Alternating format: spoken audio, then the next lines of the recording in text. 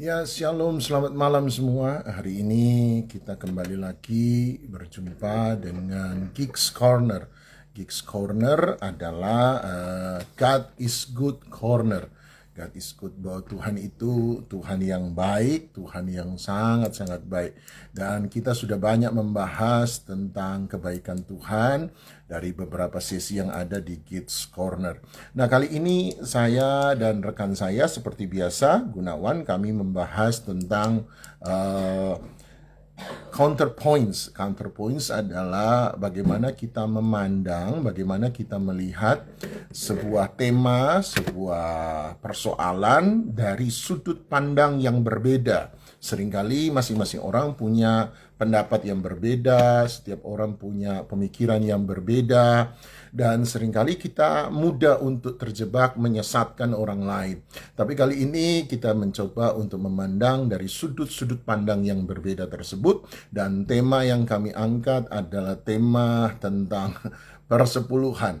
Dan ini tidak gampang, tidak mudah, tetapi sebab hari-hari ini sementara ramai ya gitu tentang persepuluhan.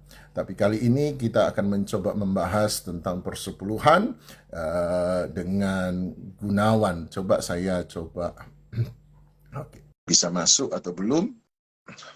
Oke.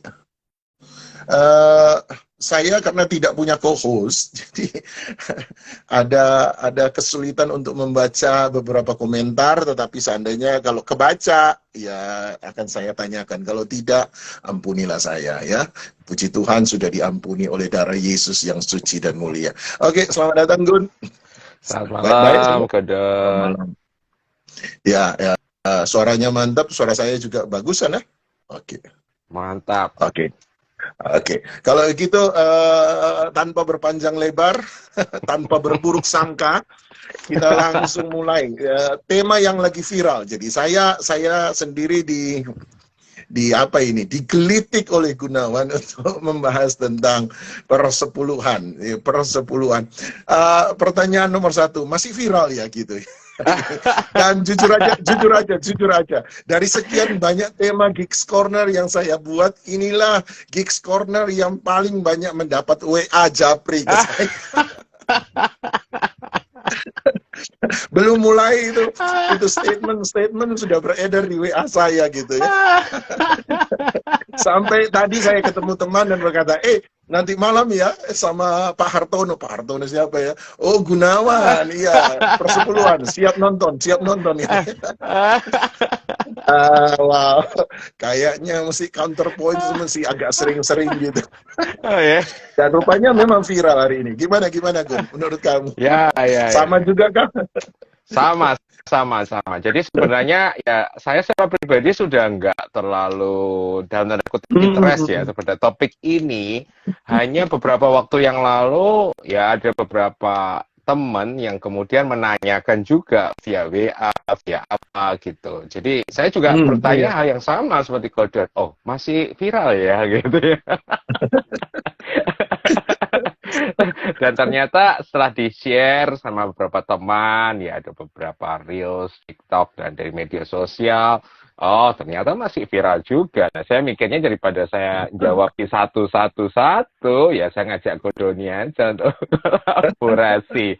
Dan memang benar, dari Geeks Corner memang ini yang paling mendapat respon hangat gitu ya dari teman-teman. Malam ini ya kayak begitulah. Jadi rupanya memang lagi trending topik gitu. Kalau kita punya trending topik nih, jadi masih trending topik number 1 yaitu tentang persepuluhan. Gitu ya. Oke. Iya. Kalau dapat DM sih biasa ya. Kalau kemudian dikasih komentar ya. Tapi baru kali ini saya dapat WA pribadi yang cukup banyak gitu ya.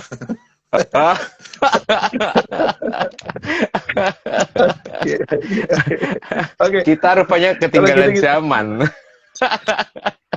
Karena buat saya ini, makanya saya kasih di pengarahan dan saya berkata bahwa untuk kesekian kalinya, gitu. Hmm. Untuk kesekian kalinya perpuluhan kembali lagi menjadi topik yang hangat, gitu ya. Hmm, Sebab hmm. mungkin kita yang sudah melewati sudah terlalu sering menjawab di masa-masa lampau, dan mungkin kita tidak sadar bahwa ada generasi yang baru, pertanyaan yang lama tetap akan selalu diajukan ternyata. Mungkin begitulah.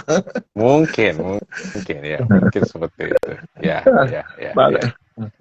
Baik, tanpa berpanjang lebar, langsung saya mulai dengan satu pertanyaan. Biasanya pertanyaan yang diajukan seputar persepuluhan ke saya, dan termasuk waktu di WA adalah setuju nggak, gitu.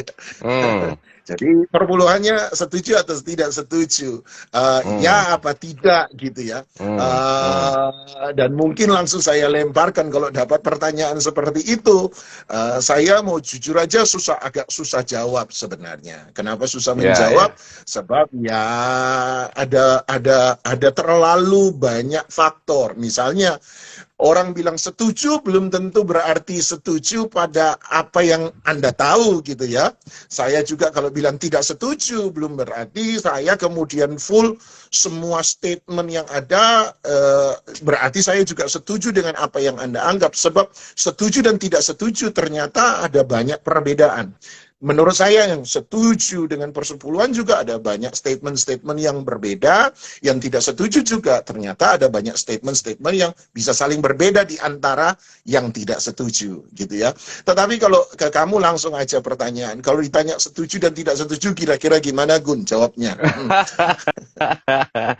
Ya, saya sudah terbiasa untuk tidak terjebak untuk menjawab setuju atau tidak setuju, benar atau salah. Ya, ya, Walaupun ya. orang Indonesia, harus kita akui jemaat Indonesia itu sukanya yang praktis gitu ya. Praktis itu Ya, maksudnya betul, gini, betul, mintanya betul. itu dalam tanda kutip tuh seperti kayak minta fatwa begitu ya. Jadi boleh atau tidak, dosa atau Betul. enggak, surga atau neraka, hitam atau putih. Nah, Ya, seperti itu. betul, Nah, oleh betul. karena itu kenapa kita juga mengangkat tema ini sekaligus juga menjadi sebuah pembelajaran buat rekan-rekan yang ngikutin IG Live kita ini, bahwa kehidupan kekristenan atau praktek kekristenan atau ajaran kekristenan itu tidak sesimpel yang seperti kita bayangkan hitam putih, ke benar salah, bukan Ya, seperti ya, itu. benar Misalnya Pak. tadi Betul. sangat bagus sekali Kodoni sudah mengangkat bahwa ketika misalnya kata persepuluhan misalnya diangkat, apa yang di benak saya tentang persepuluhan dan apa yang di benak Kodoni tentang persepuluhan dan apa yang di benak teman-teman tentang persepuluhan itu bisa bisa sangat beraneka ragam, bisa sangat banyak Hmm. sekali gitu loh. Oleh karena itu di awal ketika kemudian saya mendapatkan misalnya dari Reels atau TikTok atau sekarang orang suka dengan khotbah-khotbah pendek atau Hmm. potongan-potongan atau cuplikan Hmm. khotbah Hmm. atau quote, dan saya tidak anti dengan itu. Saya katakan is okay, tetapi sangat berbahaya buat saya kalau kemudian orang kemudian tidak melihat gambar besarnya. Jadi buat saya Oh. Reels atau TikTok itu harusnya menjadi semacam hanya trigger saja untuk kemudian mencari source, untuk mencari sumber aslinya, sehingga Setuju. kemudian kita bisa mendapatkan gambar besarnya seperti apa. Jangan sampai kita menjadi generasi Reels, generasi TikTok, generasi quote yang ngertinya cuma quote, dan kemudian kita nggak ngerti latar belakangnya semacam apa. Dan kemudian celakanya adalah quote-quote itu dipakai, ditempel di media sosial, kemudian ada yang nggak setuju, komen, sehingga bertengkar. Kemudian bertengkar masalah quote, bertengkar masalah statement yang Hmm. sebenarnya kalau mungkin kalau ditanya apa sih yang kalian perdebatkan itu, mereka sendiri mungkin juga nggak tahu apa yang mereka mereka Ya. perdebatkan itu semacam apa begitu loh. Nah, saya sih ingin mengajaknya awal begini ya, Godon ya. Mari kita Ya. kembali mencoba begini. Kita sebagai orang Kristen ini kan dikenal sebagai orang yang hidup di dalam kasih, dan buat saya kasih itu bisa begini. Kita sudah kembangkan itu di God is Good, God is Love, di Hmm. God is Hmm. Good Corner, Corner. bahwa mari Hmm. kita coba kembangkan begini loh. Kita ini bisa beda pendapat, kita ini bisa beda tafsir, kita ini bisa beda opini, tetapi itu kita masih bisa bergandengan tangan gitu loh. Amin. Jadi mari kita budayakan kembali lagi budaya Indonesia. Indonesia ini orang yang ramah ya. Jadi saya mengangkat coba hikmat atau wisdom lokal kita, Ah. bahwa mari kita jangan terimpor dengan Amerika lah. Amerika tuh sukanya memang bertengkar, dikit-dikit tembak, dikit-dikit bom gitu. Kalau kita kan enggak gitu. Mari kita coba duduk bersama, kemudian cari apa sih gitu loh. Nah, di awal saya cuma mengatakan begini. Yang pertama adalah coba kita kasih pagar dulu ya. Jadi kalau misalnya kalau ada tentang persepuluhan, kalau ada orang yang nggak sama dengan kita di dalam bidang persepuluhan ini, terus jangan ngomongnya sesat. Ya. Tapi sekarang saya juga udah jarang sih ngomong sesat. Kalau di zaman saya dulu, masih awal-awal itu dikit-dikit kalau nggak setuju sesat, jadi sesat. Jadi sesat tuh kayaknya menjadi semacam senjata gitu. Nah, saya katakan enggak, hari karena ini justru disesatkan orang ya. Hari ini justru orang yang sesat. Persepuluhan ini bukan tes ortodoksi iman kekristenan. Maksudnya bahwa persepuluhan ini tidak menjadi ajaran dasar yang menentukan apakah orang itu Kristen benar ortodoks atau tidak. Ini bukan masalah seperti keilahian Yesus gitu ya, seperti ketuhanan Yesus, bukan seperti itu, atau keselamatan karena anugerah, bukan seperti ini. Persepuluhan itu kalau kita belajar bahkan dari zamannya bapak-bapak gereja, itu mereka nggak sepakat. Padahal bapak gereja itu kan zamannya lebih dekat gitu dibandingkan dengan kita. Tapi mereka juga nyata nggak sepakat. Jadi kalau hari ini persepuluhan itu kemudian nggak sepakat, nggak usah heran gitu. Dari zaman dulu juga nggak sepakat. Jadi kalau bapak-bapak gereja waktu itu punya Twitter, punya ya akan mungkin sendiri-sendiri gitu ya. Berkelahi juga mungkin gitu ya, saling kritik juga. Tapi buat saya it's fine. Jadi maksud saya gini, janganlah kemudian kalau ada teman kita yang mungkin berbeda pandang dengan kita masa persepuluhan, kemudian kita cap dia sebagai sesat atau bid'ah atau bidat. Enggak gitu ya.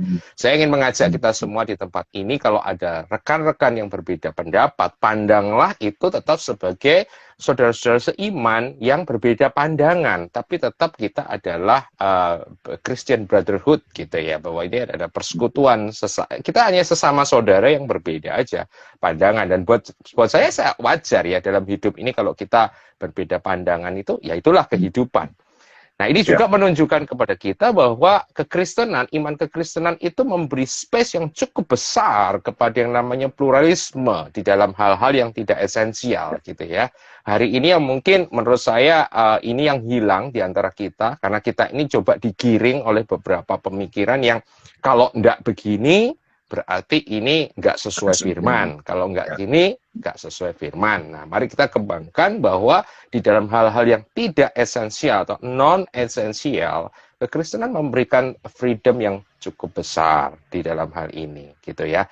Terus sebelum kita melangkah lebih jauh ke dalam pernak-pernik tentang perbedaan pendapat, saya justru kok pinginnya mengajak kita cari titik temunya dulu lah. Kesamaannya apa dulu? Jadi jangan cuma, tapi mari kita lihat kalau gitu mulai familiarity-nya seperti apa, kesamaannya seperti apa, seperti itu.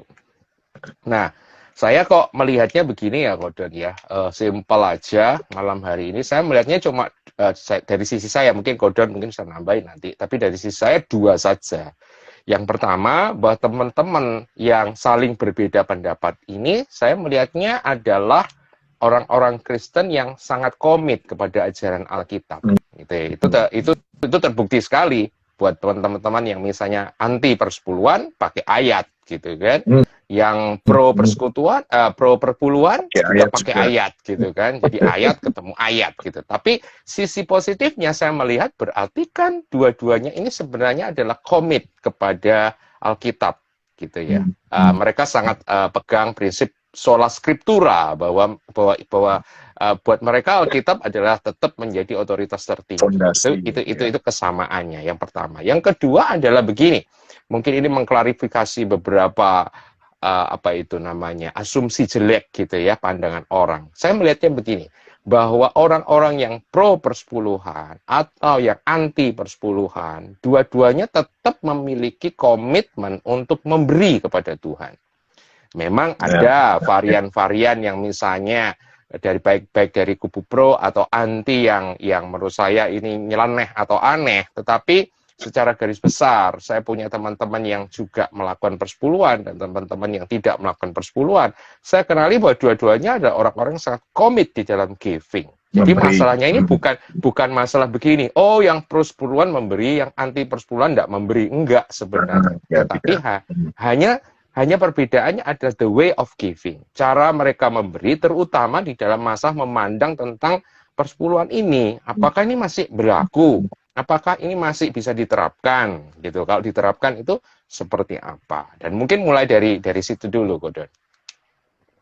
Ya, kalau begitu satu menurut saya adalah pagarnya sudah kita beri satu kali bahwa kita tidak sementara berposisi menyalahkan siapapun juga, kemudian atau bahkan menyesatkan siapapun juga, sebab disesatkan, dibilang sesat itu juga menyakiti hati sebenarnya.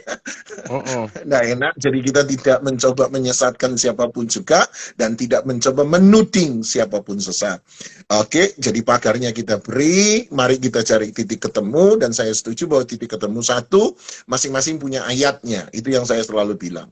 Bukan berarti pro persepuluhan tidak punya ayat, bukan berarti juga anti persepuluhan tidak punya ayat. Saya setuju. Yang kedua, kedua-duanya adalah orang yang suka memberi, cuma sekali lagi menegaskan the way of giving-nya yang berbeda, oke? The way of giving. Kalau begitu, saya rasa sudah lebih dari cukup, Kun. Mari masuk ke yang pertama. Kalau milih mana? Pro persepuluhan atau anti persepuluhan? Ya. Iya kan? Pertanyaannya adalah yes and no kan, biar gimana orang kita itu senang pendeta yang mikir pokoknya saya dibilang yes or no. Kalau pendeta bilang yes, saya yes gitu loh. Kalau pendeta bilang no, ya saya no gitu loh. Jangan bikin pusing gitu. Gimana? Ya memang kalau di Bible study itu saya nggak mimpin selalu akhir-akhirnya itu endingnya jadi gimana Pak? Benar atau salah? Jadi boleh atau enggak? Gitu. Surga atau neraka? Dijelaskan panjang lebar kan tambah bingung Pak Gun. Ya. Yang penting yes or no aja itu loh. Itu ya tidak setuju nggak setuju, sesat nggak sesat gitu loh. Ya itu godaan terbesar sih, tapi tetap saja saya tetap memberikan. Iya, persoalannya adalah kita mencoba berpendapat tanpa pernah mau memahami pendapat orang lain atau mencoba mengerti jalan berpikir orang lain. Betul sekali. Jadi yang perlu dipahami oleh teman-teman, saya terinspirasi banget sama salah satu ministry yang ada di Amerika yang kasih programnya itu Let My People Think gitu ya, biarkan umatku berpikir gitu ya. Saya berpikir iya juga, karena banyak kita orang Kristen tuh nggak berpikir gitu ya. Jadi buat saya adalah, makanya kenapa kita mau angkat tema perpuluhan ini bukan siram bensin ke api sih, enggak, atau cari kontroversial supaya atau IG-nya Pak Doni atau IG saya nambah followers, enggak sih. Tapi justru kita ingin mencoba untuk men-sharing dan mengajak rekan-rekan bersama di tempat ini untuk mari kita itu jadi orang Kristen yang thinking Christian gitu ya.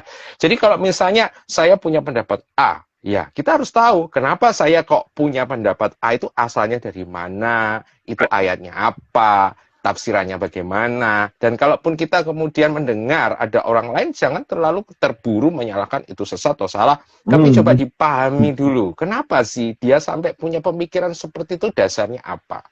Nah, tentang persepuluhan ini tentu saja doktrin-doktrin besar itu sangat mempengaruhi ya. Jadi ini tergantung kepada sistem teologi yang sudah terbentuk di dalam diri kita.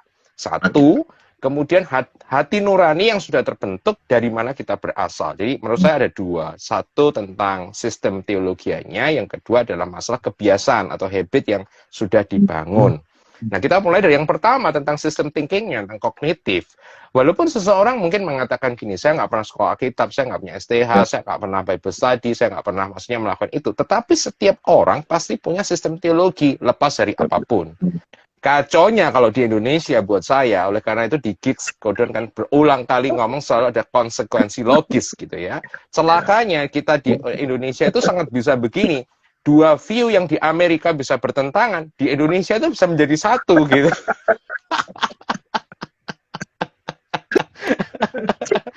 Itu uniknya orang Indonesia gitu. Jadi bisa dua pandangan itu bisa diambil, walaupun sebenarnya aslinya itu mereka sebenarnya nggak bisa sinkron gitu. Tapi itu uniknya orang Indonesia sih ya, Musyawarah, seperti itu. Nah, musyawarah untuk mufakat ya gitu. iya. Itu unik. Oleh karena itu makanya saya mengajak teman-teman kalau memang secara serius. Makanya saya pernah ngomong sama satu orang, nggak bisa persepuluhan ini nggak bisa dibahas cuma dengan reels atau TikTok yang cuma 1 menit, 1,5 menit, bahkan khotbah yang 1 jam bahkan sekalipun menurut saya nggak bisa gitu loh. Karena ini sangat-sangat apa ya, sangat komprehensif. Ini sangat-sangat besar sekali. Nah, secara sederhana ya, Ko Dodi, saya mendapatkan dari ketika ditanya-tanya ini, kemudian saya coba belajar lagi, dan saya mendapatkan kurang lebih kok ada 4 view ya, 4 pandangan yang beredar sebenarnya tentang persepuluhan ini seperti apa, gitu ya, atau bagaimana persepuluhan ini.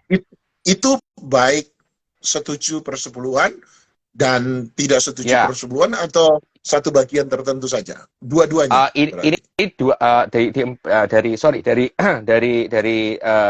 yang kita akan belajar ini sebenarnya adalah nanti yang pro ya, ada yang pro ekstrim begitu, ada yang anti ekstrim, kemudian ada yang moderat, yang di tengah-tengah begitu, yang oke, tapi ada seperti itu. Nah, sebenarnya kalau teman-teman jadi bukan hanya yes and no, bukan hanya setuju tidak setuju, bukan ternyata ada berbagai macam varian. Betul, pandangan yang berbeda. Oke. Betul. Jadi kalau teman-teman ingin lebih mendalami lagi, sebenarnya isu persepuluhan ini berangkat dari sebuah permasalahan besar yang lain. Misalnya ada pertanyaan yang harus dijawab adalah, apa sih hubungan Taurat di dalam Perjanjian Lama dengan Injil dalam Perjanjian Baru? Kalau di dalam kelas teologi itu dikatakan relasi antara law and gospel, antara Taurat dan Injil itu seperti apa? Itu saja kalau kita dalami, setidaknya saya mendapatkan ada 5, gitu kan, 5 relasi. Nah, itu tapi di ada topik lah menurut saya. Tapi dari 5 itu saja, kemudian berkembang berangkat berbagai macam itu membentuk 4 view. Ya. Dan 4 view itu saya akan mulai secara sederhana saja, saya nggak akan jelaskan malam hari ini. Yang pertama dari yang ini dulu ya, yang ekstrim atau yang kuat pro, gitu ya. Jadi sangat menekankan bahwa persepuluhan tuh harus gitu. Kalau kamu nggak persepuluhan, kamu dosa. Gitu. Jadi kalau kamu nggak makan persepuluhan, kamu ya dapat hukuman Tuhan. Ya, misalnya seperti itu, ya itu seperti itu.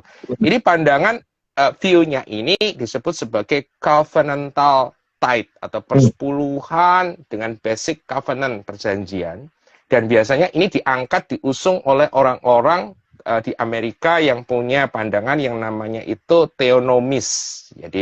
Jadi memandang bahwa kerajaan Allah itu bukan hanya rohani, tapi kerajaan Allah itu harus teraplikasi secara fisik. Sehingga kemudian kelompok ini berpikir, kalau kerajaan Allah itu harus diterapkan secara fisik, maka persepuluhan sebagai hukum kerajaan itu juga harus diterapkan.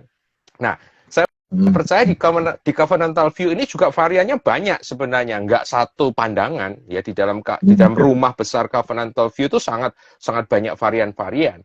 Salah satu yang saya dengar, misalnya saya pernah mendengarkan khotbah yang mengatakan bahwa persepuluhan itu adalah seperti pajak gitu ya. Oleh karena itu kenapa kita orang Kristen sebagai warga negara kerajaan Allah itu harus memberi persepuluhan, karena ilustrasinya sama seperti warga sebuah bangsa itu kan harus bayar pajak, PPN lah istilahnya. Kalau kita kan 10% juga. Makanya kita itu juga harus memberi 10% gitu. Kalau tidak memberi, ya pasti kena sanksi. Ini saya cuma ngatakan ini ya garis besarnya, karena nggak mungkin ya di IC Live ini kemudian kita melakukan itu. Tapi supaya teman-teman tahu ada pandangan memang yang semacam itu gitu loh. Dan itu juga ada ayat-ayat. Berarti yang belalang-belalang di Maleakhi termasuk bagian dari sebuah dimaknai, ditafsirkan sebagai penghukuman gitu ya. Ya. Jadi kalau tidak memberi ya dianggap ya ada punishment, ada hukuman gitu. Karena ini kerajaan, ini undang-undang hukum. Sama seperti kalau kita nggak bayar pajak ya kita pasti kena hukuman. Dimiskinkan, diambil kekayaannya. Kamu tidak bayar perpuluhan, maka kamu akan miskin, kamu akan. Nah, seperti itu. Makanya itu korelasi. Menarik, buat saya menarik karena begini, misalnya saya pernah dengar cerita dari teman saya begini, dia itu udah lama itu ya nggak ke gereja suatu saat tuh dia didatangi sama salah satu pejabat gereja ke rumah gitu, atau utusan dari gereja ke rumah, yang luar biasanya itu ditagih persuluhannya. Pernah dengar, Jadi pernah. nggak Tahu. hadir nggak apa-apa gitu, tapi persepuluhan wajib dibayar. Nah, kita yang asumsinya jelek, waktu itu saya berpikir gini, ini gimana sih gereja kok matre banget seperti itu ya. Tapi kemudian saya mendapatkan pemikiran begini loh, ada orang-orang yang mengatakan gini, loh kita melakukan seperti itu tuh untuk melakukan proteksi untuk kesejahteraan orang tersebut. Kalau dia nggak bayar, dia dihukum Tuhan kan kasihan. Makanya kita berusaha meyakinkan bahwa dia harus bayar supaya dia nggak kena hukuman Tuhan. Loh, ternyata ada cara pandang begitu loh. Jadi kan ya saya katakan nggak semua gitu bahwa orang yang pro persepuluhan kemudian dianggap oh itu gereja matre, pendeta matre, ngomongnya duit terus. Enggak sesederhana itu, enggak sesimpel itu. Itu kan suudon kita tuh, itu kan kecurigaan kita kan sebenarnya. Tapi di belakang bahkan praktek yang seperti covenantal view ini ternyata ada pandangan yang juga gitu loh. Loh, ini untuk kebaikan mereka, Pak, bukan masa apa-apa. Sebab kami percaya, sebab ada orang Kristen yang tidak melakukan persepuluhan, maka dia akan mendapatkan konsekuensi, dia akan mendapatkan hukuman daripada Tuhan. Justru nah, berarti kan beda kan? Justru kami sementara berbuat baik sama kamu, menyuruh kamu persepuluhan supaya kamu kemudian bisa diberkati. Itu konsep covenantal view. Iya, covenantal view gitu ya. Nah, ya kemudian yang kedua yang berseberangan. Jadi kalau tadi yang ini pro, yang sangat ini yang anti ya, jadi yang tidak setuju dengan persepuluhan diterapkan di PB, namanya ada yang menyebutnya sebagai post-tithing view. Jadi pandangan yang mengatakan bahwa persepuluhan itu udah lewat post gitu, sudah pasca. Jadi mereka mengatakan bahwa PB itu udah nggak berlaku lagi, hukum persepuluhan itu sudah tidak mengikat lagi. Bahkan yang sangat menarik, mungkin insight yang saya dapatkan dari post-tithing view ini mengatakan semacam ini. Yang pertama misalnya, mereka mengatakan bahwa persepuluhan di dalam Alkitab Perjanjian Lama itu biasanya berurusan dengan produk-produk atau hasil-hasil pertanian, ataupun peternakan, di mana pertanian dan peternakan itu dua-duanya berhubungan dengan land, dengan tanah, dengan Holy Land, dengan tanah suci. Nah, makanya kenapa bahkan si orang yang punya pegangan post-tithing view itu mengatakan, bahkan pada zaman Tuhan Yesus, pada zaman itu dan setelah itu, dikatakan bahwa tidak semua orang Yahudi itu melakukan tithing. Nah, ini yang kemudian sempat disinggung di salah satu TikTok atau Reel, ada satu pendeta yang kemudian mengatakan dengan pandangan loh orang Yahudi nggak melakukan, tapi sayangnya nggak dijelasin gitu kan, orang Yahudi sekarang kenapa nggak melakukan itu. Nah, ternyata pandangannya ada begini, bahwa orang Yahudi itu bahkan jauh sebelum sekarang mereka juga tidak melakukan tithing. Kenapa? Karena mereka usahanya bukan hanya pertanian, bukan hanya peternakan.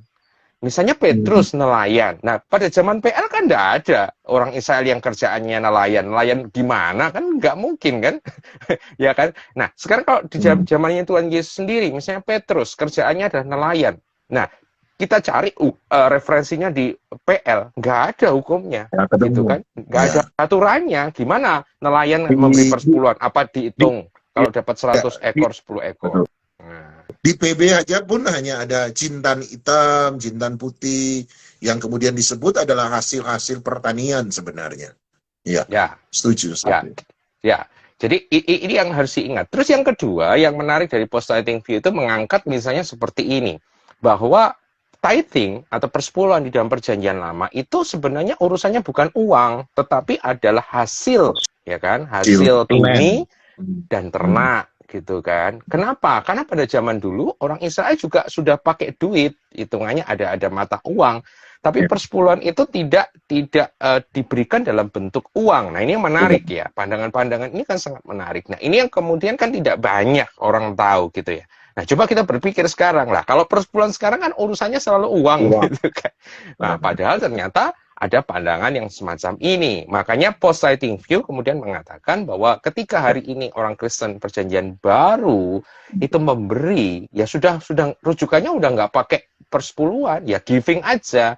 Mereka misalnya memakai 2 Korintus 8 dan 2 Korintus 9 pada zaman ketika Paulus mengencourage gereja-gereja di luar Yerusalem untuk mengumpulkan bantuan gitu kepada gereja di Yerusalem. Nah, sangat menarik kalau misalnya hukum persepuluhan itu berlaku pada zaman itu. Ini menjadi pemikiran post-tithing view adalah kenapa kemudian Paulus harus memberikan instruksi-instruksi semacam itu. Sebenarnya kalau tithing memang berlaku seperti PL, maka aturan-aturan di 2 Korintus 8 dan 209 tidak perlu Paulus itu menjabarkan atau memberikan instruksi. Nah, ini kan menarik kan? Maksudnya, ya mari yang dari kubu-kubu manapun coba mempertimbangkan, iya ya, kok semacam itu seperti apa. Nah, itu. Jadi itu ya ekstrim kiri, ekstrim kanan, saya menyebutnya begitu. Dan selalu ada di tengah-tengah ekstrim, ada kelompok yang di tengah-tengah. Ini yang saya katakan sebagai kelompok moderat.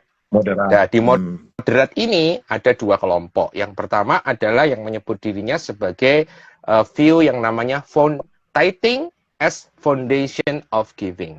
Jadi persepuluhan sebagai fondasi untuk memberi di dalam perjanjian baru. Jadi kelompok ini sepakat misalnya bahwa tidak seperti tadi seperti covenantal tithe yang mengatakan bahwa ini adalah hukum dan harus dilakukan, kalau nggak dilakukan ini dihukum Tuhan. Kelompok yang foundation giving itu sudah nggak pegang itu. Jadi mereka melakukan persepuluhan itu bukan sebagai sebuah hukum yang Taurat yang harus dilakukan, tetapi sebagai fondasi untuk memberi, latihan untuk memberi. Nah, gitu. Dan mereka, para foundation giving ini memberi, misalnya statement-statement seperti ini. Kita, orang Kristen di perjanjian baru, itu harus memberi lebih daripada orang-orang yang ada di perjanjian lama. Karena PB itu selalu lebih greater daripada PL. Nah, ini statement-statement dari kelompok kubu-kubu itu. Mungkin kita juga sudah dengar itu banyak di apa itu perdebatan atau diskusi. 10% saja kamu nggak bisa beri, apalagi 100%. Nah, seperti itu. Makanya kelompok foundation giving itu kan mengatakan begini, 10% itu harus jadi batas minimal. Sebagai orang Kristen itu kalau memberi. Jadi itu jadi sebagai pelatihan, pelatihan rohani, disiplin rohani. Dan 10% menjadi pijakan minimal, sehingga dari 10% itu kemudian kita kembangkan menjadi lebih lagi dan lebih lagi dan lebih lagi. Ini kelompok daripada foundation giving. Foundational giving. Jadi ini yang apa ya? Pro tithing tetapi moderate. Agak moderat. Nah, terus yang menarik lagi, ada satu lagi. Nah, satu lagi ini dia nggak sebutin nama view-nya ya, tapi kurang lebih dia ngomongkan begini, bahwa perjanjian baru persepuluhan di dalam perjanjian baru itu secara prinsip yes, tetapi sebagai alat untuk memanipulasi misalnya, alat untuk membuat orang bersalah, dia katakan no. Jadi kelompok yang terakhir ini mengatakan bahwa kita melakukan tithing itu prinsipnya aja, jadi enggak aturannya. Jadi prinsipnya aja digali di balik tithing itu apa sih prinsipnya, dan itu yang diterapkan. Nah, untuk giving. Nah, perbedaannya dengan foundation of giving adalah apa?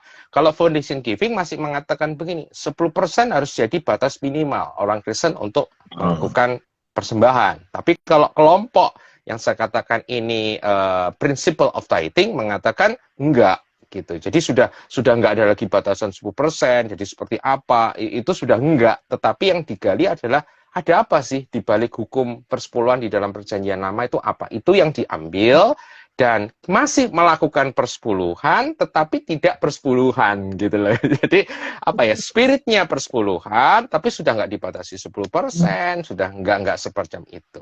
Nah, kurang lebih ini akan bisa memetakan ya buat saya praktik-praktik atau pemikiran-pemikiran apa yang mungkin berseliweran di media sosial. Dan kembali lagi saya harus ingatkan bahwa setiap rumah besar ini memiliki varian-varian tersendiri dan mungkin statement-statement tersendiri. Jadi mungkin itu membantu buat teman-teman.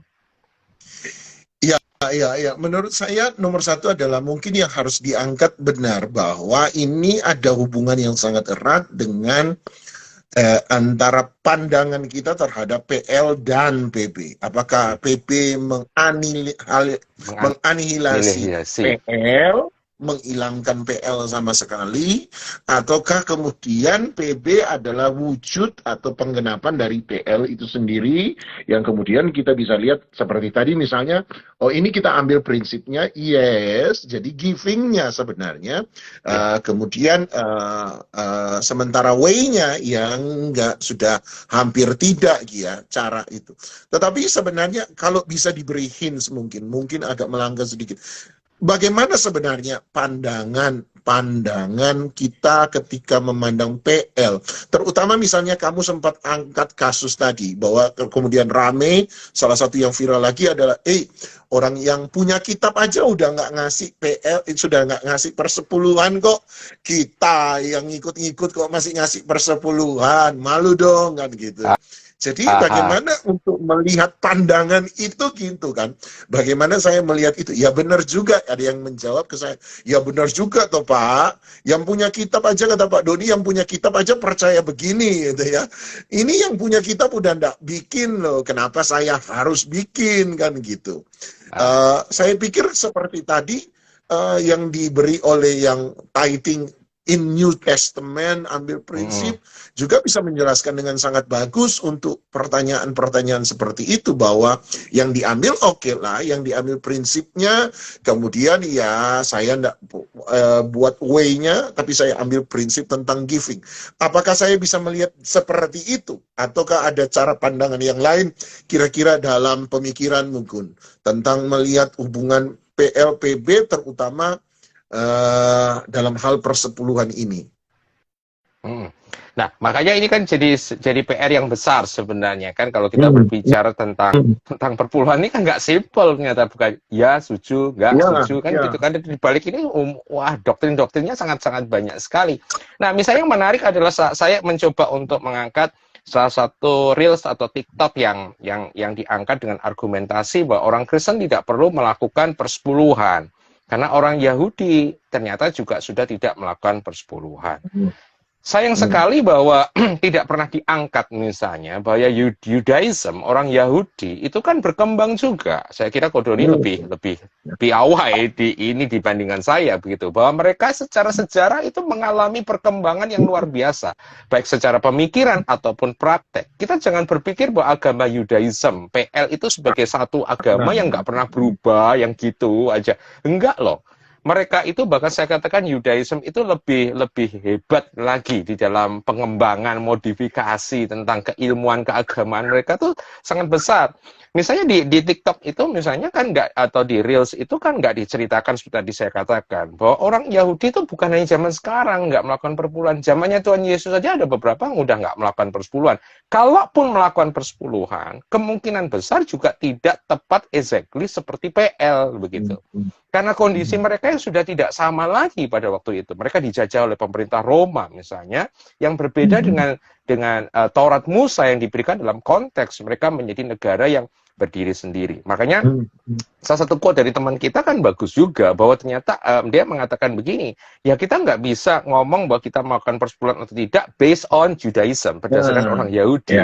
Orang Yahudi nggak melakukan, tapi kalau Alkitab kita ngomong, iman Kristen kita mengatakan, tafsiran kita misalnya PB secara esensial melakukan, ya kita harus lakukan. Makanya kan disanggah oleh salah satu hamba Tuhan yang saya juga dapetin videonya kan, dia ngomong gini, orang Yahudi nggak percaya Yesus tapi kita percaya Yesus. Nah ya kan, orang Yahudi sunat, jadi buat masa kita harus sunat juga?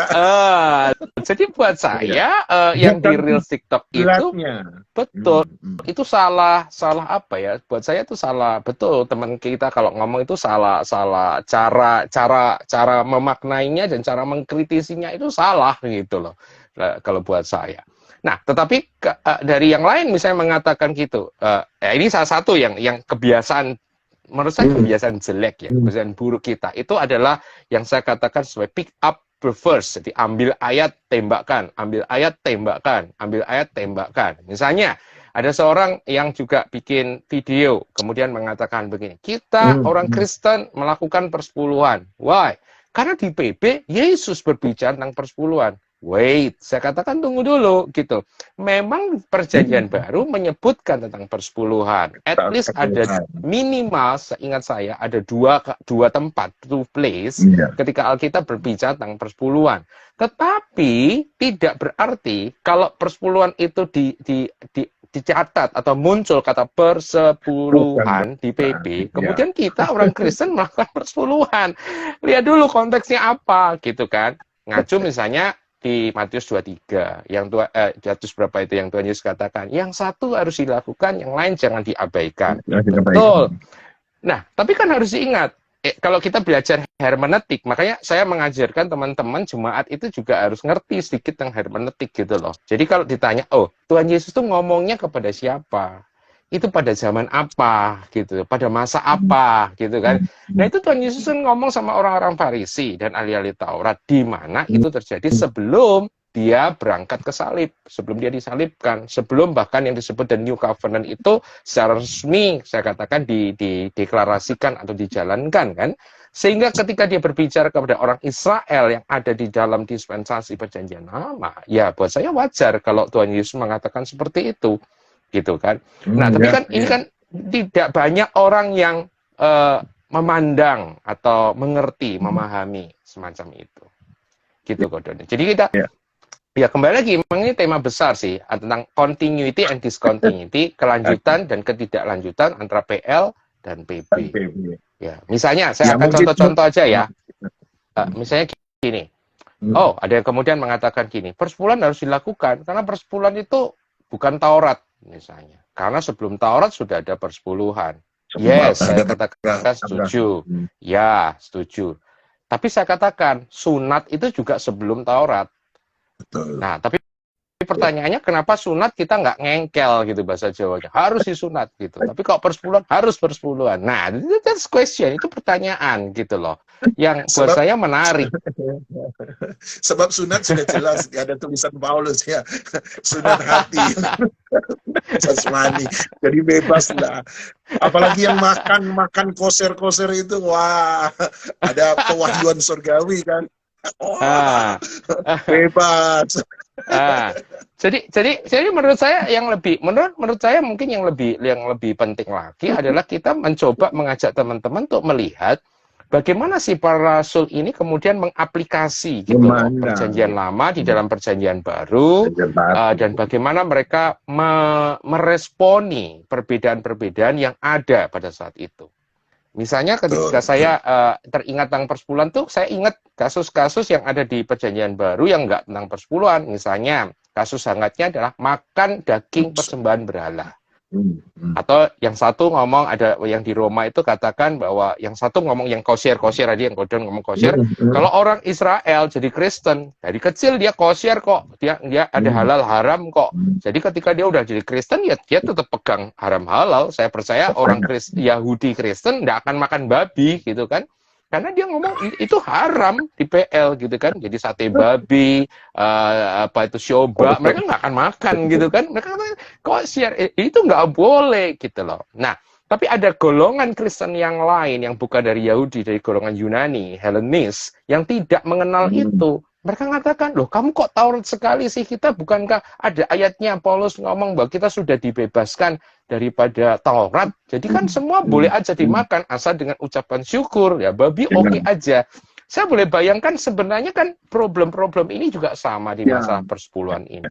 Ya kan?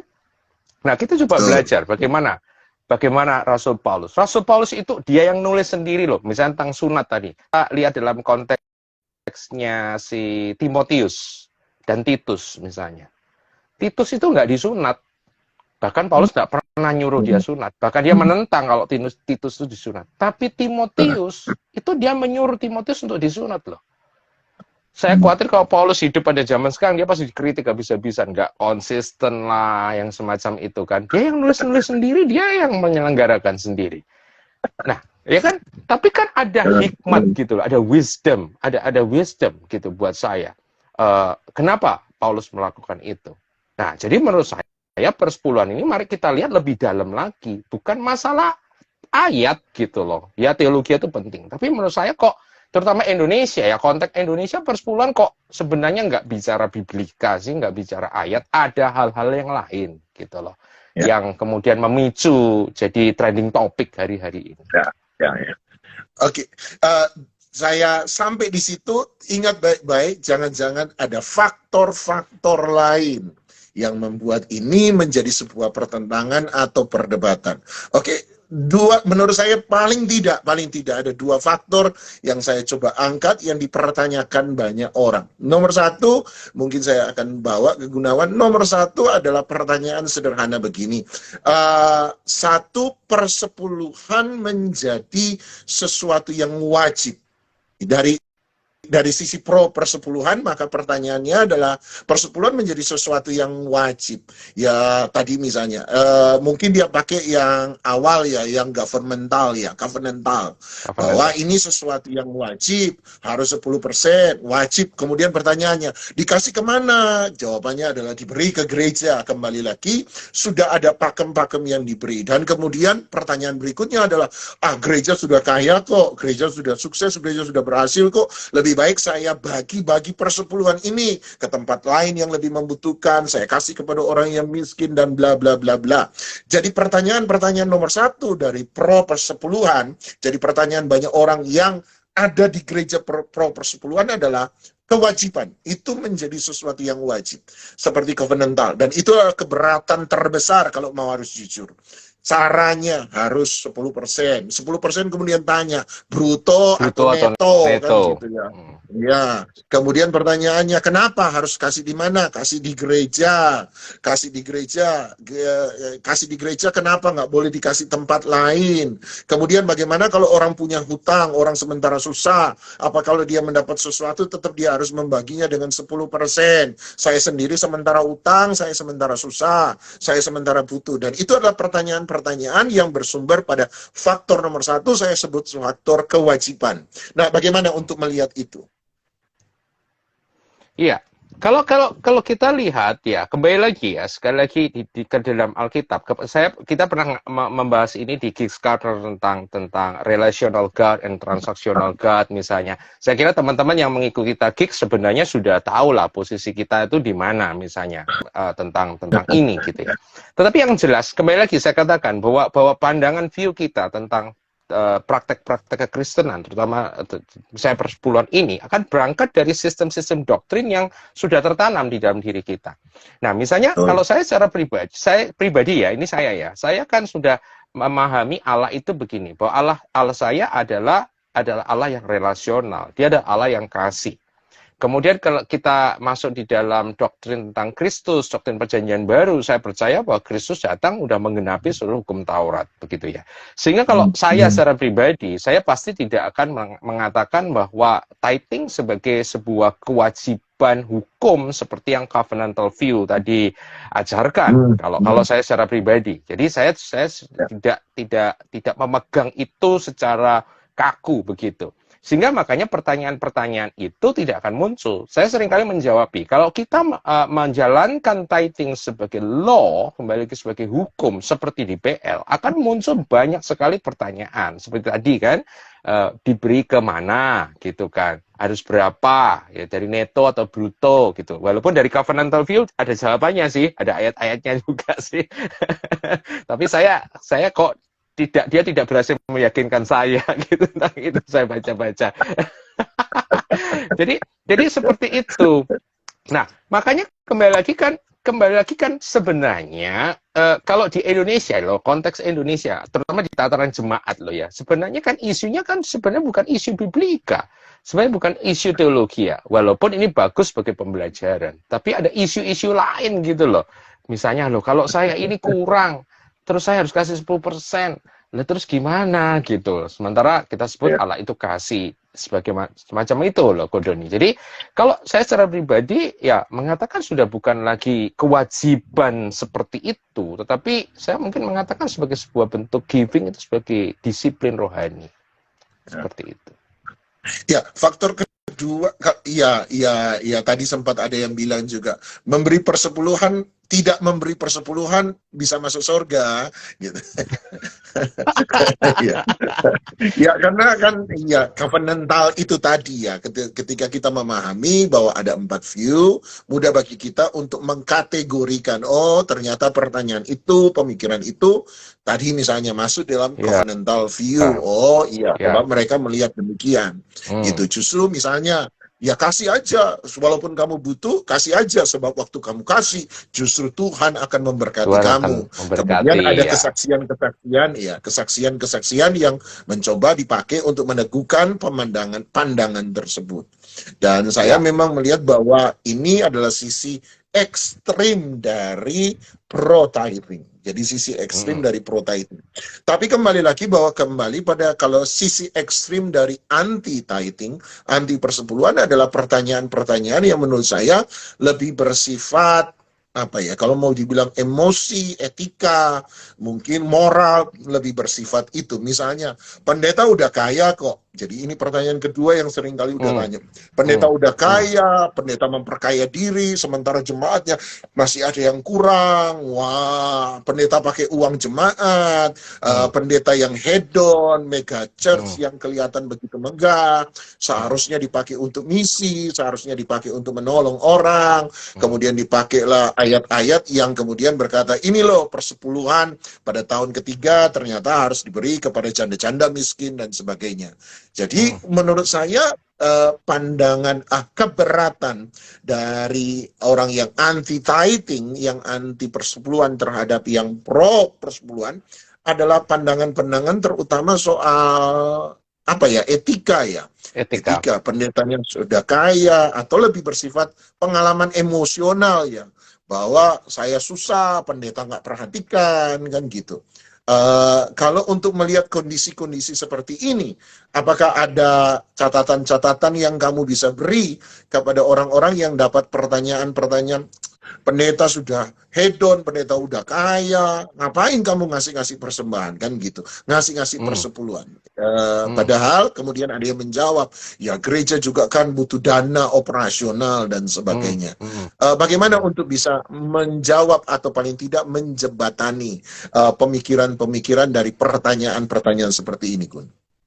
Ya, nah makanya kan kalau saya sudah sekarang kadang-kadang kalau dijawab tentang persepuluhan, kalau dulu saya jelasin tuh ayat-ayatnya, konteksnya apa. Terakhir saya mikirnya gini, jemaat kita ini pragmatis kok, gitu kan? Indonesia ini kan pragmatis.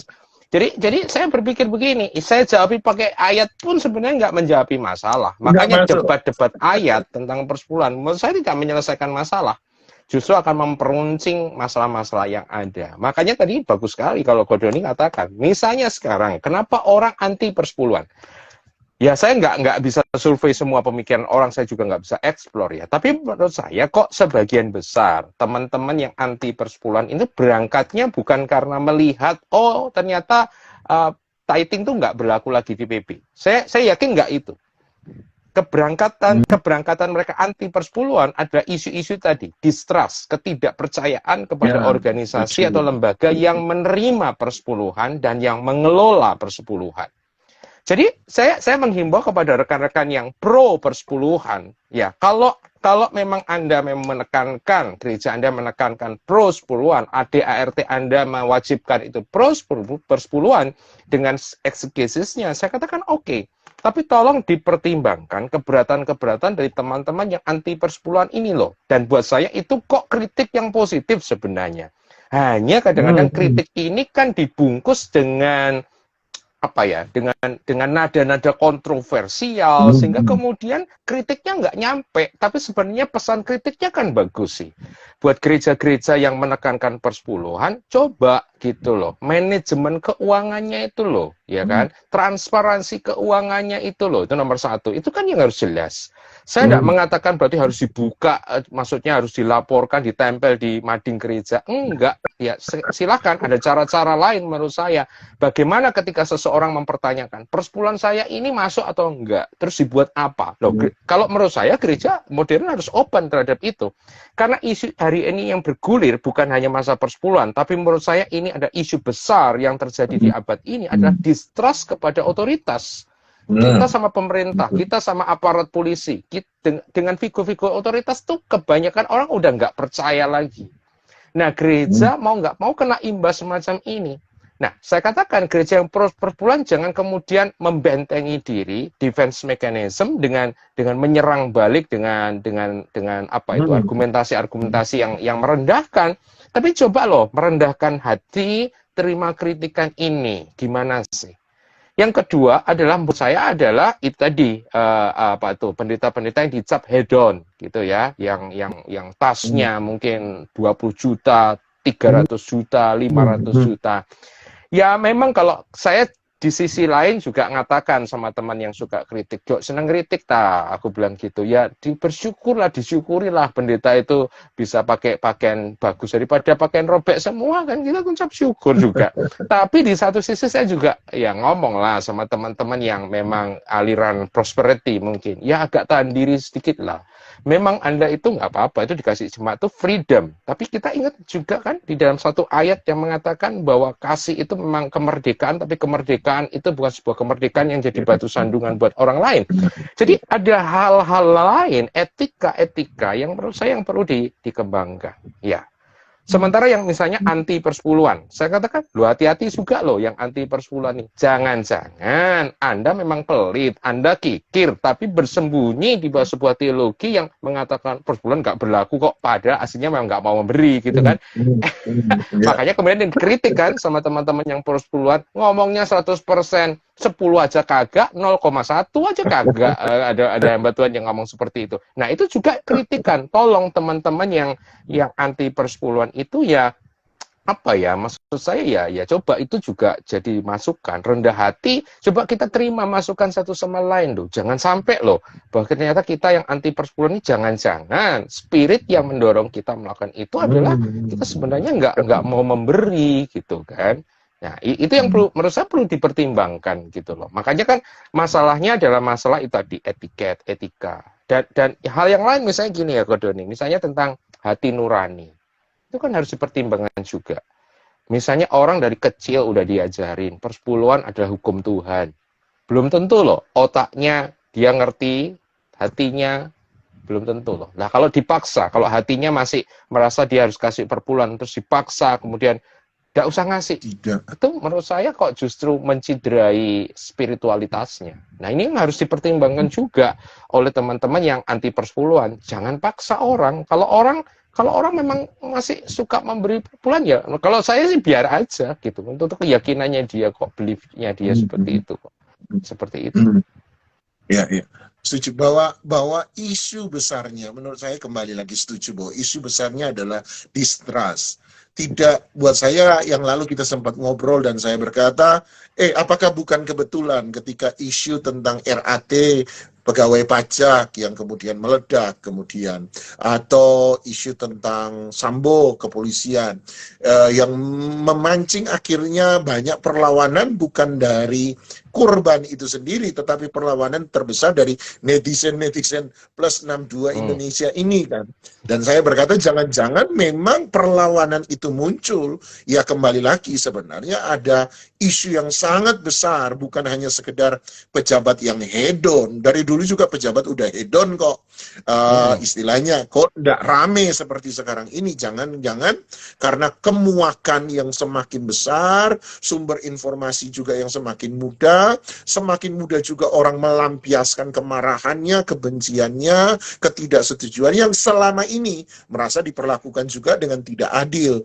Jadi memang salah satu isu besar adalah isu emosional, kedekatan emosi dan sebagainya yang memang harus diperhatikan. Oleh sebab itu setuju dengan kamu bahwa gereja yang pro harus mulai melihat ini sebagai sebuah kritik yang baik, kritik yang membangun, mungkin bukan sekedar pelaporan uangmu sudah masuk, tetapi yang paling utama adalah untuk apa uang jemaat itu kemudian dipergunakan, gitu ya.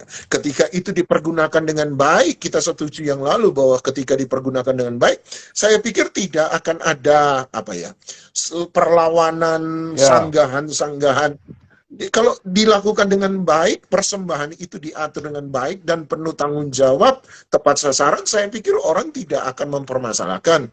Buktinya Ya, beberapa jemaat yang ada di gereja yang misalnya dikritik, merasa, enggak kok, gereja saya menggunakan itu dengan baik, misalnya gereja perlu pembangunan, itu dipakai, juga ternyata ada penambahan staf, dan mereka tidak melihat, orang luar mungkin melihat, atau orang luar tidak memahami apa yang ada di dalam, sehingga tidak ada kritik. Tetapi ketika yang di dalam juga mulai kritik, berarti memang isu terbesar adalah isu trust menurut saya. Begitu ya, Gun ya? ya, setuju, setuju. Jadi saya akan mencoba ini ya buat teman-teman yang mungkin dengerin. Saya percaya teman-teman yang di sini ada pro, ada yang kontra, pro dan anti persepuluhan misalnya ya.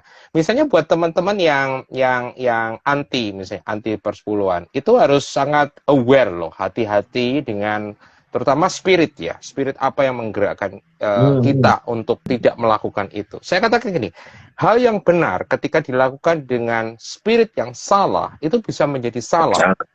Ya, misalnya betul, misalnya kita yakin nih persepuluhan nggak berlaku di PB. Tetapi saat kita melakukannya tadi dengan kejengkelan, kemarahan, kepahitan, buat saya itu jadi sesuatu yang salah loh. Nah, mending kalau saya selalu tanya gini sih, pernah ada satu teman kan juga ngobrol gitu tentang persepuluhan. Saya tanya, terus dia ngomong, saya kok nggak trust ya sama gereja tempat saya ini beribadah. Saya nggak, gimana ya? Kalau saya ngasih persepuluhan saya di gereja lain tuh gimana ya, bro? Pak, gereja saya, apalagi gereja saya ya sudah nganu kok, bro, sudah gede gitu, Kayak sudah, maksudnya udah kaya kok. Saya cuma senyum aja, saya ngomong gini, bro, kalau semua orang mikirnya sama kamu, gerejaku udah kaya, yo kabeh gak ada sing kei gitu, semua nggak ngasihi, ya kan? Itu nomor satu. Tapi yang lebih lagi, saya garis bawahi nomor dua gini loh, kamu tuh aneh. Kamu berjemaat di sebuah gereja dengan gembalanya, berarti kamu kan mempercayakan jiwamu itu di bawah penggembalaan orang tersebut. Lah, jiwamu kamu percayakan kepada orang tersebut, uang tapi muda. kamu nggak percayakan uangmu kepada orang tersebut. Saya jadi berpikir teologiamu itu gimana? Jangan-jangan uangmu lebih penting daripada jiwamu, gitu kan? Nah, dia ketawa aja setelah ada jeda sejenak gitu ya, terus dia ketawa. Iya ya, dia ngomong, lah iya. Kalau saya mending begini sih, walaupun ini bukan maksudnya solusi yang langsung gitu. Maksudnya kayak, loh kalau memang kamu nggak percaya isunya, ya carilah orang yang bisa kamu percaya, gereja yang kamu percayai. Jadi buat saya ya kagak cengli juga. Misalnya kamu berjemaat di situ, kamu dapat makan di situ, tapi kamu bawa persepuluhanmu atau persembahanmu ke tempat lain. Itu buat saya bukan masalah biblical atau nggak biblical. Kalau saya lebih begini, ya nggak etis lah buat saya. Ya kan, itu kan keluargamu, gitu kan, keluarga spiritualmu ada di situ. Tapi kamu membawa keuanganmu ke tempat lain, itu buat saya juga nggak bagus, gitu kan.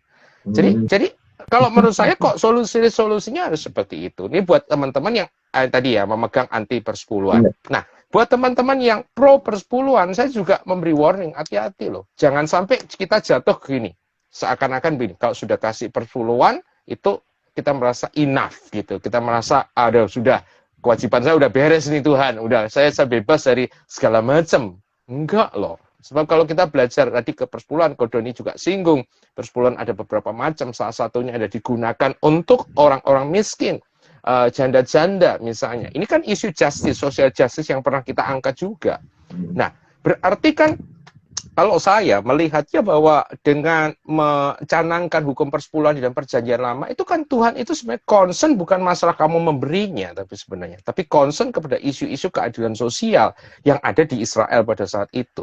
Nah, jangan sampai kita sebagai gereja-gereja yang pro persepuluhan misalnya, kita anggap udah persepuluhan selesai. Tapi kita udah nggak punya hati, nggak punya beban lagi kepada orang-orang miskin, kepada orang-orang yang ada di dalam gereja, tentang bagaimana mengentaskan kemiskinan, bahkan untuk kota kita. Ini hati-hati, jangan sampai hukum persepuluhan atau praktek persepuluhan justru menjadi tempat kita melarikan diri dari Tuhan. Kalau tadi yang kemarin saya katakan menggunakan Tuhan untuk melarikan diri dari Tuhan, jangan sampai kita terjebak ke lubang semacam ini. Kita yang juga harus hati-hati. Saya mengingatkan kepada teman-teman yang pro persepuluhan, selain manajemen, selain trust, tadi adalah bagaimana concern kita gitu. Jadi ini bukan masalah hanya ngasih persepuluhan dan tidak, ada isu yang lebih dalam lagi sebenarnya kalau kita mau gali bersama. Gitu. Iya, coba saya garis bawahi. Berarti isu nomor satu adalah isu trust. Isu nomor satu adalah selalu isu tentang trust, tentang distrust terhadap pemegang otoritas. Isu nomor dua adalah isu spirit. Bagaimana seseorang mengkritik orang lain, jangan-jangan sebenarnya dia punya spirit yang sebenarnya tidak mau memberi, atau sebenarnya dia sendiri tidak pernah memberi, padahal ya konsep persepuluhan secara prinsip persepuluhan bisa saya samakan sebagai prinsip memberi sebenarnya. Ya. Prinsip memberi. Dan nomor tiga adalah isu-isu di mana kita terjebak pada legalisme, di mana kita berpikir bahwa dengan memberi saja, misalnya minimal tadi, atau saya sudah memberi persepuluhan, kemudian selebihnya datang ke gereja hanya memberi persembahan, kemudian saya tidak lagi punya beban untuk kemudian memperhatikan justru isu-isu sosial atau orang-orang yang membutuhkan ada di sekitar kita, dan kita berkata, saya sudah kasih persepuluhan, datang saja ke gereja saya, minta diakonia di gereja saya, tanpa menjadikan itu menjadi tanggung jawab pribadi saya. Jadi apakah tiga isu ini bisa menjadi isu penyebab besar mengapa hari ini dan di waktu-waktu yang lalu selalu terjadi pertentangan, perdebatan terhadap isu perpuluhan? Apakah saya bisa rangkum seperti itu, Gun? Ya, kurang lebih tiga itu ya. Tapi yang sudah dirangkumkan oleh Gordon ini bagus sekali. Menurut saya kok kalau secara pribadi kok itu sih isu-isunya. Kembali lagi mengingat Jadi gini loh bahwa jadi pada dasarnya bukan isu teologis ya. oh bukan. Kalau menurut saya, karena jemaat kita bukan jemaat yang orientasinya teologi atau biblika. Jadi begini loh, antara yang di atas, antara pejabat gereja bertengkar pakai ayat ini dengan masalah jemaat yang ada di bawah, ini dua isu yang berbeda sebenarnya. Isu jemaat ada isu praktis pragmatis, isu di atas kemudian diangkat menjadi isu teologi biblika, yang nggak nyambung kalau buat saya. Ya. Jadi buat saya tidak menjawab. Betul. Tidak, akhirnya kan tidak menjawab, nggak selesai kan akhirnya masalahnya. Makanya perdebatannya tidak akan pernah selesai kalau begitu. Tidak akan pernah selesai. Nah, yang menarik misalnya kalau kita nanti silakan teman-teman browsing tentang bapak-bapak gereja yang misalnya pro kepada persepuluhan, yang menarik konteksnya pada waktu itu ketika bapak gereja bicara tentang tithing, tentang giving, isunya adalah isu worship, isu penyembahan. Berarti ini ya buat saya God or Mammon gitu ya, God versus Mammon gitu ya, Tuhan atau cinta uang. Yang kedua adalah isu social justice, dua itu aja. Ya, maksudnya kan tadi kalau saya bilang terus kalau bahasanya Gordon spiritualitas, jangan sampai ternyata kita itu pegang anti persepuluhan karena sebenarnya kita lebih cinta uang daripada cinta Yesus gitu loh, ya kan? Ya, ya kan, seperti itu. Jadi menurut saya tentang cinta mamon ini ada di dua kubu. Ya, cinta mamon itu bisa dalam pengertian pro persepuluhan, bisa juga anti persepuluhan. Orang-orang memberi persepuluhan bisa juga karena cinta mamon. Kalau memandang persepuluhan misalnya sebagai alat untuk menarik berkat Tuhan misalnya. Nah, itu kan juga menurut saya udah jatuh ke dalam spiritualitas yang salah gitu loh. Nah, jadi menurut saya mengajak rekan-rekan, kebanyakan yang ada di IG Live kita bukan pejabat kan, yang di bawah ya. Ya sadarilah masalah kita itu bukan masalah biblical teologis kok sebenarnya, adalah masalah-masalah pragmatis. Jadi selesaikan aja secara pragmatis buat saya. Kalau Anda misalnya, iya kan? Ya, buat saya simple toh. Kalau misalnya kamu nggak percaya kepada satu organisasi gereja, ya kamu cari organisasi lain toh. Yang kamu percaya, ya kamu beribadah di sana. Ya, buat saya pragmatis saja, kita bersifat pragmatis seperti itu. Nah, nggak usah terseret dalam isu biblika teologi ya. Tapi kalau Anda misalnya memang orang yang suka biblika teologi, ya yuk kita bicarakan secara teologi dan biblika, gitu loh. Ya, jangan kemudian argumen yang dipakai adalah argumen-argumen emosional, etika tadi. Ya. Secara murni adalah biblika teologis. Oke. Dan saya pikir disitulah kita bisa berjabat tangan ya. Ya dong. Ya. Makanya sampai hari ini kan tidak selesai sebab ternyata di atas menganggap ini persoalan, berarti kita punya istilah yang sama, hanya kemudian memandang dari dua angle yang berbeda, dua definisi yang berbeda. Berarti kan nggak akan pernah ketemu, padahal masing-masing kritik itu sebenarnya bisa ada, tadi seperti kamu bilang, bisa ada di dua kubu. Secara roh itu bisa ada di dua kubu, secara juga etika pelayanan juga bisa ada di dua kubu. Istilahnya kamu di gereja yang anti perpuluhan, tapi kemudian manajemen keuangan juga tidak menjadi jelas, ya itu juga tetap akan muncul, walaupun tidak menyebut persepuluhan, tetapi menyebut apa? Distrust terhadap kepemimpinan, mismanagement yang salah dan sebagainya. Itu kemudian muncul dengan istilah yang berbeda, tetapi sebenarnya punya problem yang sama, kan gitu ya. Jadi ya sebenarnya kita kemudian harus mulai berintrospeksi terhadap diri masing-masing. Oke, Gun, kira-kira penutupnya apa ini? Ya, oke. Penutupnya saya kok tertarik ya, tadi saya sempat baca-baca itu ada penulis dari Mennonite ya, namanya Donald Kraybill. Donald Kraybill itu tulis buku judulnya Kerajaan yang Sungsang ya, Upside Down Kingdom. Dan ketika dia membahas tentang persepuluhan, menurut saya sangat menarik sekali ya. Saya tidak akan, saya hanya kasih trigger aja lah buat teman-teman supaya cari bukunya itu. Karena dia misalnya mengajukan teori misalnya tentang persepuluh, ya sudah lama sekali buku itu, persepuluhan yang progresif misalnya. Ya BPK, persepuluhan yang progresif. Tapi saya nggak membahas itu. Saya kok tertarik dengan statement kalimatnya yang ditulis begini sih. Allah lebih peduli dengan apa yang kita simpan dibandingkan dengan apa yang kita beri. Saya ulangi lagi ya, Allah lebih peduli dengan apa yang kita simpan, apa yang ada di diri kita ini, daripada apa yang kita beri.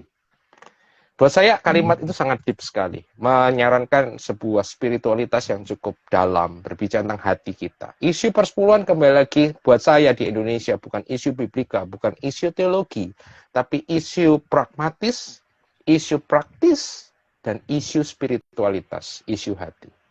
Dan menurut saya kalau kita bisa menyelesaikan masalah hati kita, masalah praktis kita, yang lain pasti udah selesai.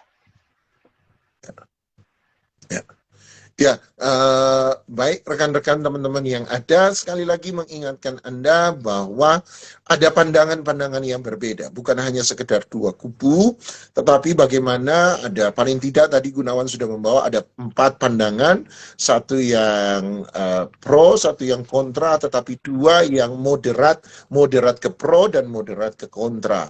Sebenarnya tentu saja ketika kita melihat persoalan secara teologis, kita bisa memahami dasar atau fondasi teologis masing-masing orang yang percaya, apakah dia percaya pada pro perpuluhan atau pro perpuluhan secara moderat, apakah dia percaya pada anti perpuluhan secara ekstrim atau anti perpuluhan secara moderat.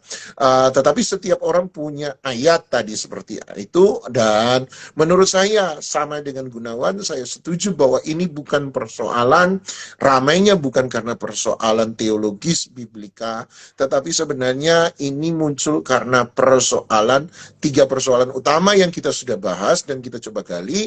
Nomor 1 adalah distrust dan trust, dan distrust terhadap pemangku kepentingan atau pemegang kekuasaan.